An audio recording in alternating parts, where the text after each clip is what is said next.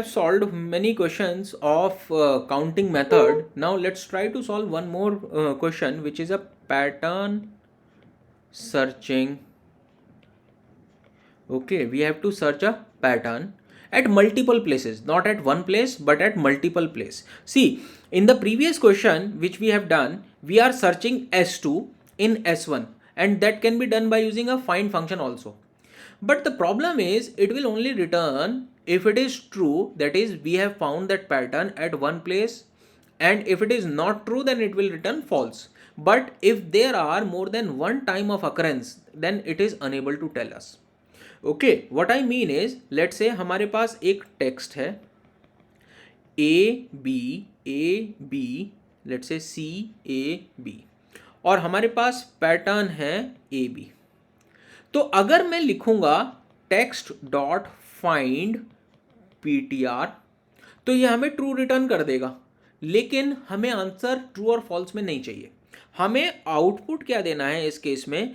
देखो, इसके लेट से इंडेक्सेस हैं ये, तो ये पहले 0 वाले इंडेक्स पे मिला ये वाला पैटर्न, फिर दोबारा ये 2 वाले इंडेक्स पे मिला, और फिर ये 5 वाले इंडेक्स पे मिला. तो हमें सारे स्टार्टिंग इंडेक्सेस का इंडेक्स देने हैं, सारे इंडेक्सेस देने हैं जहाँ पे भी वो पैटर्न फाइंड होता है. तो ये फाइंड फंक्शन ट्रू और फॉल्स तो रिटर्न कर देगा, but then it is unable to tell how many occurrences. अगर हमें काउंट करनी हो नंबर ऑफ अकरेंसेज तो वो भी नहीं कर पाएंगे. अगर हमें सारे इंडेक्सेस बताने हो कहाँ कहाँ पे स्टार्ट हो रहा है वो भी नहीं बता पाएगा. तो इसीलिए फाइंड फंक्शन तो यहाँ पे नहीं काम करेगा. So we have to do some pattern searching. What we can do is we can use the brute force approach. What is brute force approach says that start with ith character of text and jth character of ptr.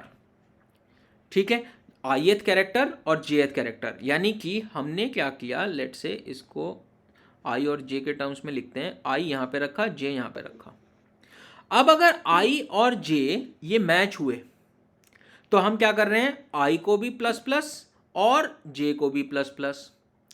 ठीक है, फिर से ये match हुए तो फिर अब यहाँ पे क्योंकि ये j लास्ट में पहुंच गया है तो हम यहाँ पे काउंट को 0 से कर देंगे 1, और उसके बाद i को हम यहाँ पे नेक्स्ट पे पहुंचाएंगे और j को कर देंगे रीसेट, क्योंकि और भी अकरेंसेस हो सकती हैं. फिर दोबारा से मैच किया, यहाँ पे ये a और a मैच हुआ, फिर j को प्लस प्लस और i को प्लस प्लस. फिर ये b और b मैच हुआ, फिर j लास्ट में पहुंच गया तो इसको हमने इंक्रीमेंट कर दिया 2. या फिर अगर इन खाली काउंट नहीं बताना है, इंडेक्सेस भी बताने हैं, तो हमने जहां से स्टार्ट किए थे उनके इंडेक्सेस हम टेम्परेरी वेरिएबल में स्टोर करके रिटर्न कर सकते हैं. द प्रॉब्लम इज कि ये एक बहुत ही वर्स्ट केस एल्गोरिदम है, यानी कि ये बहुत ही ज़्यादा गंदा परफॉर्म करती है अगर हमारे पास पैटर्न एंड में जाके डिस्टर्ब हो जाए. For example, I will give you an example here. See this, let say अगर हमारे पास टेक्स्ट होता A B और पैटर्न होता हमारे पास लेट से A B. अब देखो क्या होगा, यहाँ पे I रखा, यहाँ पे J रखा, A और A मैच हुए तो I को प्लस किया, J को प्लस किया, A और A मैच हुए, फिर I को प्लस किया और J को प्लस किया. लेकिन यहाँ पे हो गया मिसमैच. जब ये मिसमैच हो जाता है तो अब मैं यहाँ पे J को रीसेट करके यहीं से स्टार्ट नहीं कर सकता. वो इसीलिए क्योंकि हो सकता है कि यहाँ पे B होता और ये A B ये पैटर्न होता, तो मुझे I को उसके नेक्स्ट आइटरेशन से, नेक्स्ट वाली पोजीशन से स्टार्ट करना पड़ेगा. और नेक्स्ट वाली पोजीशन से स्टार्ट करने का मतलब ये है कि अब इन दोनों की मैचिंग करूंगा, फिर ये दोनों मैच होंगे, और फिर यहाँ पे तो A था तो ये दोनों फिर से मैच नहीं हुए. जब ये फिर से मैच नहीं हुए, देखो दोबारा से यहाँ पे लिख के दिखा रहा हूँ, ये A B पहले हमने इनको मैच किया, मैच नहीं हुए. फिर दूसरी बारी में हमने क्या किया, हमने इनको मैच किया, ये मैच नहीं हुए. फिर अब हमें नेक्स्ट एलिमेंट से स्टार्ट नहीं कर सकते क्योंकि ये वाला मैच है, तो हमें I को उसके पहले यहाँ से स्टार्ट किया, फिर यहाँ से स्टार्ट किया, फिर यहाँ से स्टार्ट किया. In worst case it can go up to n-m times, n-m, और इसकी लेंथ कितनी है n, क्योंकि बार बार रीसेट कर रहे हैं. देखो एक बारी में n टाइम्स, और कितनी बार चला सकते हैं इसको, m टाइम्स चला रहे हैं, तो ये होगा इसकी टाइम कॉम्प्लेक्सिटी, जिसकी वजह से ये बहुत पुअर परफॉर्म करती है। ओके, और इसके अंदर स्पेस तो हम एक्स्ट्रा यूज नहीं कर रहे हैं, तो स्पेस तो हमारे पास बिग ऑफ 1 ही है, but then time complexity is n square और n into M. So we have some algorithms by which we can find this pattern very easily. First of all, let's write the code for this approach, brute force approach. Okay, so let's write it.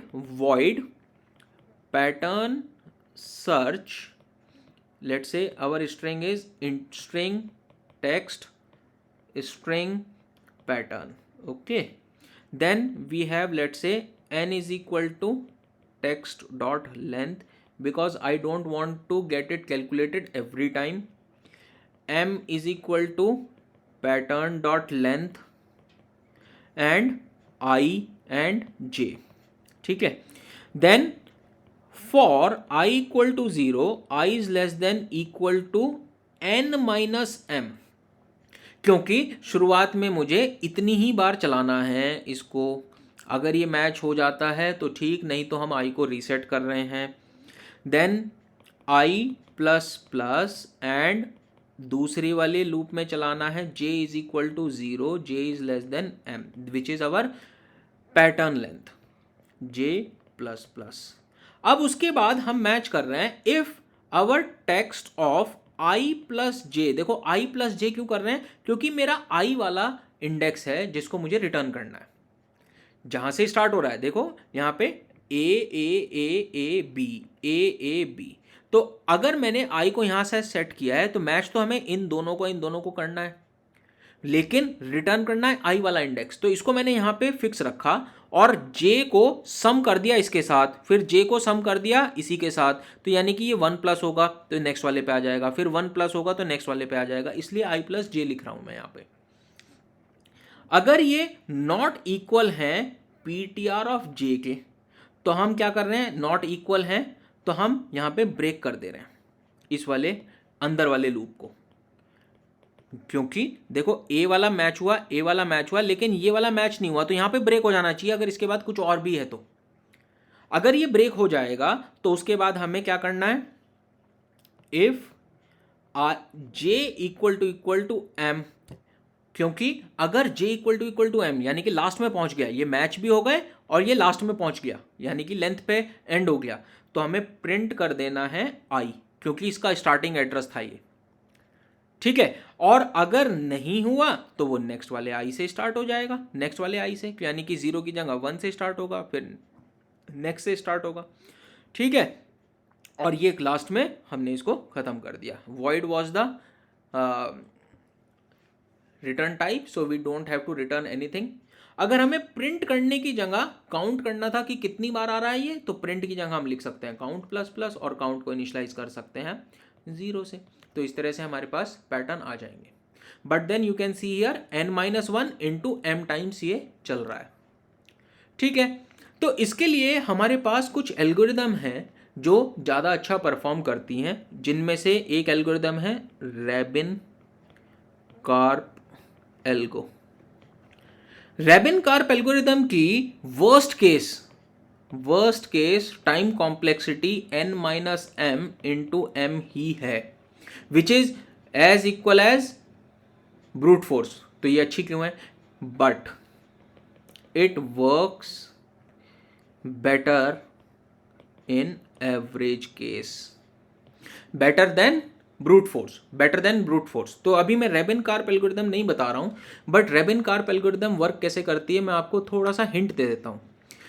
ये क्या करता है, ये hash calculate करता है, length pattern की जितनी है उतनी स्ट्रिंग का ओरिजिनल स्ट्रिंग में हैश कैलकुलेट करेगा. जैसे a और ये है a तो इसकी लेंथ है 3, तो ये फर्स्ट 3 कैरेक्टर्स का हैश कैलकुलेट करेगा, और इसका हैश तो वो पहले से कैलकुलेट करके अपने पास स्टोर रखेगा. अगर दोनों हैश सेम हैं तो ये पैटर्न मैच करने की कोशिश करेगा, लेकिन अगर हैश सेम नहीं है तो वो आगे बढ़ जाएगा, तो वो बार बार पैटर्न को मैच करने की कोशिश नहीं करेगा, जिसकी वजह से n-m टाइम्स हमें दोबारा से सर्च नहीं करना पड़ रहा है. But then in worst case it is possible that we may find hash same every time. और हैश अगर हर बार सेम मिलेगा तो हो सकता है ये वर्स्ट केस में जाके ब्रूट फोर्स जितना ही काम करे. I will explain Rabin-Karp algorithm some other day, but it works on hash matching. और वर्स्ट केस में ये ब्रूट फोर्स से भी ज़्यादा बेकार काम करेगा, क्योंकि ब्रूट फोर्स के अंदर तो सिर्फ n minus M into M times चल रहा है, बट इसके अंदर हमें हैश भी कैलकुलेट करना पड़ रहा है.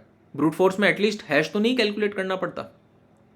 इसीलिए Rabin-Karp algorithm works better in average case, but worst case में ये ब्रूट फोर्स से भी वर्स्ट है. दूसरी एल्गोरिथम है हमारे पास KMP algorithm. KMP algorithm works in big of n even in worst case. इसका नाम है नथ मॉरिस पैट एल्गोरिथम. नथ Morris PAT algorithm, and I will explain this algorithm now. But these two algorithm works on pattern pre-processing. Pattern pre processing, ये pattern को pre process करती हैं पहले और उसके बाद ये मेन स्ट्रिंग पे काम करती हैं. एक और एल्गोरिथम है सफिक्स ट्री. सफिक्स ट्री अभी हम नहीं पढ़ रहे हैं, but this algorithm works in big of M, यानी कि ये है लेंथ ऑफ पैटर्न, यानी कि पैटर्न की लेंथ पे काम कर रही है, which is even better than KMP algorithm. लेकिन सफिक्स ट्री हम कब यूज करते हैं? जब हमें बहुत सारे पैटर्न्स को सर्च करना हो. डिक्शनरी के केस में ये बहुत अच्छा काम करती है सफिक्स ट्री, क्योंकि हम इसके अंदर पैटर्न प्री प्रोसेस नहीं करते हैं, हम इसके अंदर ओरिजिनल स्ट्रिंग प्री प्रोसेस करते हैं. We pre process original string. तो एक बार ओरिजिनल स्ट्रिंग को प्री प्रोसेस करके रख लीजिए और उसके बाद सिर्फ पैटर्न को सर्च करते रहिए और वो बिग O टाइम में सर्च होती जाएंगी. तो suffix tree works on trie tree concept which we will understand later on.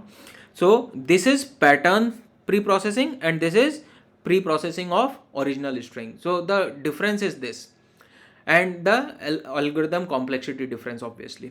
Okay, and there are few more algorithms like there is one algorithm called Z algorithm which also works for pattern pre-processing. Another algorithm is